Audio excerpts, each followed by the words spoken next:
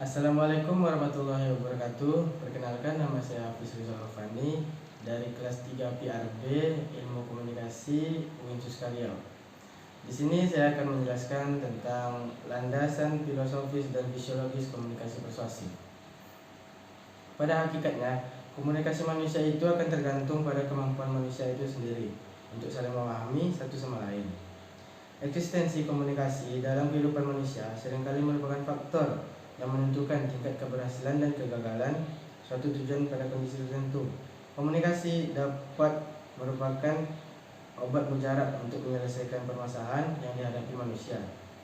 Hal ini diperlihatkan oleh hasil penelitian oleh ahli yang memperlihatkan bahwa komunikasi merupakan aspek yang sangat penting dalam proses penyembuhan pasien, dalam kemampuan untuk menahan rasa sakit, dalam pengelolaan stres, dan serta dalam memastikan bahwa para pasien benar-benar mengikuti prosedur yang diberikan oleh dokter. Oke. Di sini saya akan menjelaskan aspek ontologi, yaitu pertanyaan tentang hakikat yang dikaji atau cabang filsafat yang mengkaji hakikat alam, atau tepatnya sesuatu yang ada di alam yang kita cari untuk diketahui hakikat yang dikaji. Dalam komunikasi adalah interaksi sosial, adapun hakikat yang dikaji dalam komunikasi persuasif adalah interaksi sosial dengan tujuan untuk mempengaruhi hidup atau sikap, pendapat, dan perilaku orang lain melalui kegiatan komunikasi yang verbal maupun non-verbal. Merupakan hal yang penting, aspek ontologi merupakan cara para teoritisi dalam konseptualisasikan komunikasi yang tergantung pada besarnya pengukuran atas bagaimana komunikator dipandang. Semua teori komunikasi diawali dengan asumsi tentang manusia dan masalah. Dalam lingkup ini terdapat berbagai pendapat tentang pengalaman manusia. Ada 4 isu yang perlu kita ketahui hubungan dengan ontologi komunikasi, khususnya komunikasi persuasif sebagai berikut.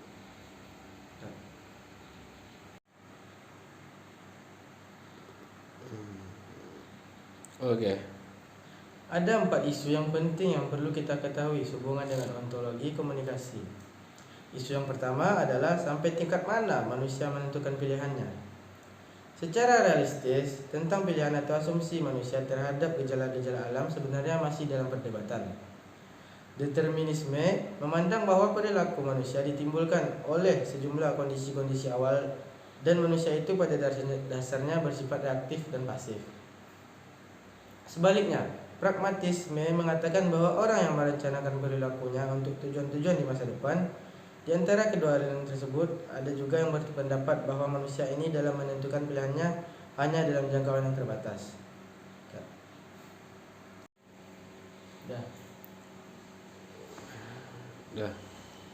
Isu yang kedua ialah sampai tingkat mana manusia memahami tentang perbedaan apa yang dinyatakan dan apa yang dicirikan. Statement atau apa yang dinyatakan merupakan kondisi kontemporer, bagaimana caranya orang menjadi penting. Pandangan The Stats percaya bahwa manusia ini berubah dan berkembang melalui beberapa pernyataan dalam pendidikan sehari-harinya, setiap tahun atau sepanjang hidupnya. Orang yang mengikuti paham ini percaya bahwa karakteristik manusia itu bersifat dinamis. Sementara itu, pandangan The Traits percaya bahwa manusia itu pada umumnya dapat diramalkan sebab mereka memperlihatkan sedikit atau banyak karakteristik yang konstan. Manusia mungkin berubah sebab sifat berubah mereka menjadi cenderung statis. Pada umumnya, banyak ilmuwan sosial beranggapan bahwa perilaku manusia itu memiliki karakteristik the stats dan the traits. Isu yang ketiga ialah sampai taraf mana perbedaan pengalaman individual dan pengalaman sosial manusia. Ada yang memandang bahwa manusia ini makhluk individu. Kiprol. Individu. Lanjut. Dah. Ada yang memandang bahwa manusia itu makhluk individual, walaupun dalam kenyataannya manusia itu tidak terisolasi dan manusia lainnya. Mereka berinteraksi, namun perilaku mereka pada dasarnya individual. Unit analisis dari pandangan ini adalah psikis manusia atau human psyche. Yang lain memandang bahwa manusia tidak dapat dipahami jika tidak dalam kondisi hubungan mereka dengan orang, kelompok, dan budaya yang lain. Jadi unit analisis untuk pandangan ini adalah kehidupan sosial atau social life. Yang keempat, sampai taraf mana pengontekstualisasian komunikasi. Ada dua hal yang bisa menjawab pertanyaan tersebut, yakni prinsip universal dan prinsip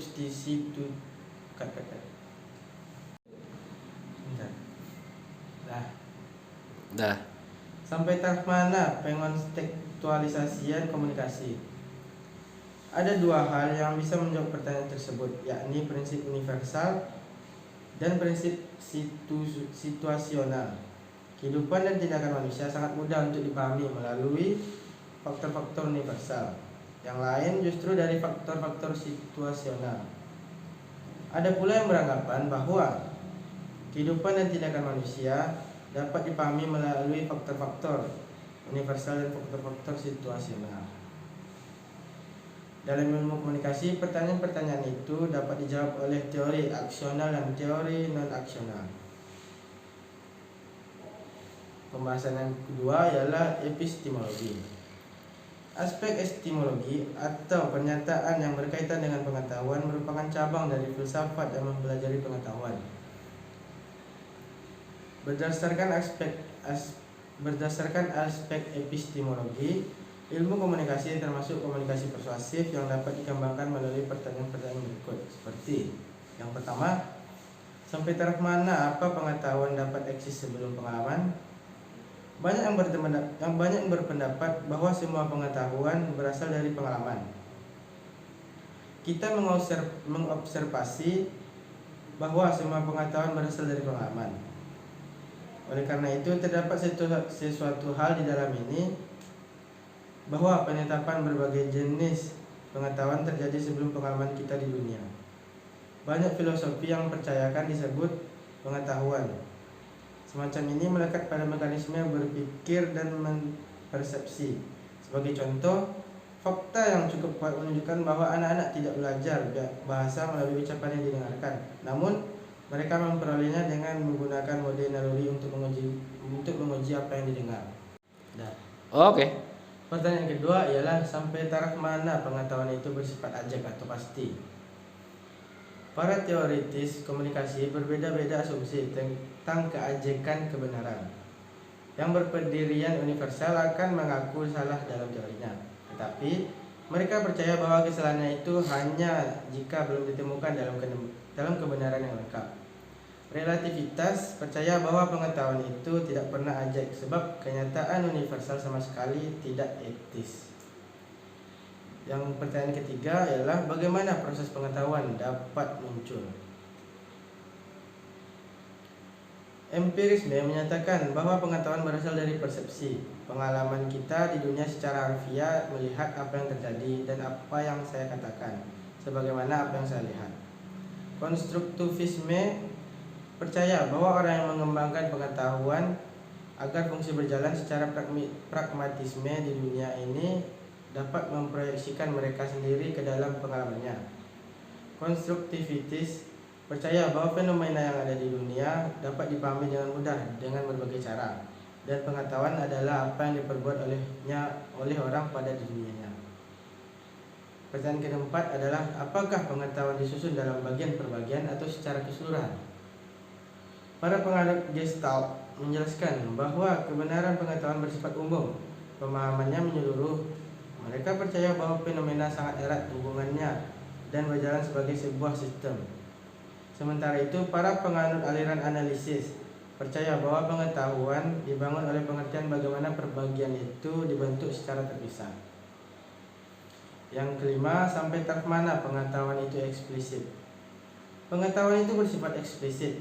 Ada pula yang mengatakan tersembunyi ketika orang mengoperasikannya dengan perasaan berdasar dan secara tidak sadar bahwa mereka mungkin juga tidak dapat mengekspresikannya. Oleh karena itu, pengetahuan disebut juga dengan istilah tacit atau tak diucapkan. Oke, jangan tinggi kali. Aspek aksiologi. Ulang coba. Lanjut. Dah. Pembahasan yang ketiga ialah aksiologi. Aspek aksiologi menyangkut question of value, yakni untuk apa ilmu ini dipergunakan. Berkaitan dengan studi komunikasi persuasif, 3 pertanyaan berikut perlu dipahami secara mendalam. Yang pertama, dapatkah teori itu bebas nilai? Ilmu pengetahuan klasik mengakui bahwa teori dan penelitian adalah bebas nilai. Pendidikan adalah netral dan usaha-usaha untuk memperoleh fakta adalah kegiatannya. Ketika para ilmuwan bergesekan nilai atas pekerjaannya, hasilnya adalah ilmu pengetahuan yang buruk. Posisi yang lain dalam isu ini adalah pendidikan yang bebas nilai secara substansif, tetapi diwujudkan dalam meta value seperti pengajaran tentang kebenaran, pentingnya pemikiran, objektivitas, dan nilai ilmu pengetahuan itu sendiri. Yang kedua adalah untuk taraf bagaimana praktik penelitian berpengaruh terhadap apa yang dipelajari. Isu utama nilai yang kedua ini adalah berpusat pada pertanyaan sejauh mana orang berpendidikan mencampuri dan memengaruhi apa yang dipelajari.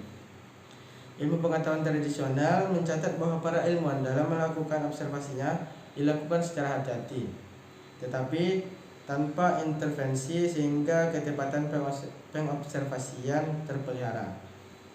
Kritik atas keraguan ini masuk akal. Pengobservasian dalam hal ini sangat mungkin untuk terjadi penyimpangan secara alami tentang apa yang diobservasi. Pada level yang lebih tinggi, kritik tertentu masih berlangsung ketika teori dan ilmu pengetahuan itu sendiri berpengaruh dalam mempelajari kehidupan manusia. Hal ini memunculkan 2 masalah. Yang potensial pertama yaitu pendidikan karena kegiatan-kegiatannya bersifat baik, maka pendidikan menjadi agen perubahan. Dan yang kedua adalah mempelajari kehidupan manusia yang berubah dalam hidupnya. Apa yang Anda percaya tahu di suatu waktu mungkin tidak benar di lain waktu. Yang ketiga adalah sampai taraf mana pendidikan berusaha untuk mencapai perubahan sosial. Banyak yang percaya bahwa peran yang pantas dari orang terpelajar adalah menghasilkan pengetahuan. Misalkan ahli teknik dan ahli politik mengerjakan apa yang mereka inginkan. Secara keseluruhan terdapat 2 posisi umum yang ditempatkan kembali dalam isu aksiologis tersebut. Yang pertama, value conscious scholarship yang mengakui pentingnya nilai dalam penelitian dan teori yang dibuat atas usaha bersama-sama untuk mengarahkan nilai tersebut dalam arah yang positif. Yang kedua, value neutral scholarship, ketika ilmu pengetahuan merupakan putaran dari nilai. Landasan fisiologis. Mempelajari komunikasi manusia berarti mengelaborasi seluruh aspek yang ada pada diri manusia itu sendiri, sehingga pertanyaan-pertanyaan how dan why tentang suatu hal dapat terjadi dan bisa terjawab. Komunikasi melibatkan bagian tubuh manusia yang paling vital, yaitu otak dengan segala sistem yang terkait di dalamnya. Hal ini sebagaimana dalam beberapa definisi komunikasi yang dikemukakan oleh ahli, yaitu melalui otak inilah awal atau ihwal yang berkaitan dengan komunikasi manusia bisa berproses. Oleh karena itu, otak akan bekerja sesuai dengan stimulus yang diterimanya melalui panca indera, sehingga reaksi apa yang akan muncul pada komunikator pada akhirnya akan tergantung pada bagaimana otak memaknai stimulus tersebut. Oleh karena itu, merupakan hal yang sangat penting untuk memahami proses perjalanan stimulus, yakni pengiriman informasi mulai dari indera ke indera hingga ke otak dan kembali kepada indera. Dengan demikian kita dapat memahami arti dari komunikasi sebenarnya. Aspek fisiologis komunikasi. Perilaku manusia seperti berbincang-bincang dengan teman sekampus sampai dengan berpidato atau berkampanye di depan publik secara fisiologis sangat tergantung pada integrasi banyak proses di dalam tubuh. Integrasi ini dilakukan oleh sistem saraf dengan bantuan sistem endokrin. Ketika sedang berbincang misalnya, Anda berhadapan dengan sahabat Anda. Kapan Anda mendengarkan, tentunya mata dan telinga Anda akan mendeteksi kondisi yang dihadapi. Impuls dari saraf mata dan telinga dipancarkan ke otak, kemudian stimulus dianalisis dan dibandingkan dengan informasi kejadian masa lampau yang telah disimpan dalam memori. Landasan fisiologis yang kedua adalah otak dan proses pengolahan informasi. Ribuan tahun yang lalu, Hippocrates telah berasumsi bahwa otak itu berurusan dengan inteligensi, pemikiran dan mimpi, akal budi, dan katanya ada di dalam otak tersebut. Ia berkata, orang patut tahu bahwa dari otak dan hanya dari otak berasal dari rasa nikmat, girang, ketawa, senda gurau, maupun rasa duka dan kepedihan juga air mata. Dengan otaklah secara khusus kita berpikir, melihat, mendengar, dan membedakan yang jelek dari yang baik, yang menyenangkan dari yang menyusahkan. Oke. Landasan fisiologis yang ketiga adalah gerbang pemahaman makna. Informasi yang datang dari berbagai organ indera ke otak mengalami proses pengorganisasian dan penginterpretasian yang disebut dengan persepsi, sehingga kita bisa mengerti tentang apa sebenarnya yang terjadi manusia pada diri dan lingkungannya. Otak memperlihatkan paling tidak suatu analisis terbatas mengenai sejumlah informasi, meskipun pada saat itu kita secara tidak sadar merasakan adanya informasi, dan analisis ini menjadi penting sehingga kita mengalihkan perhatian kita pada objek yang menjadi perhatian kita. Baiklah, hanya sekian dari saya tentang video edukasi mata kuliah komunikasi persuasif. Saya Hafiz Rizal Afandi undur diri. Terima kasih. Assalamualaikum warahmatullahi wabarakatuh. Waalaikumsalam.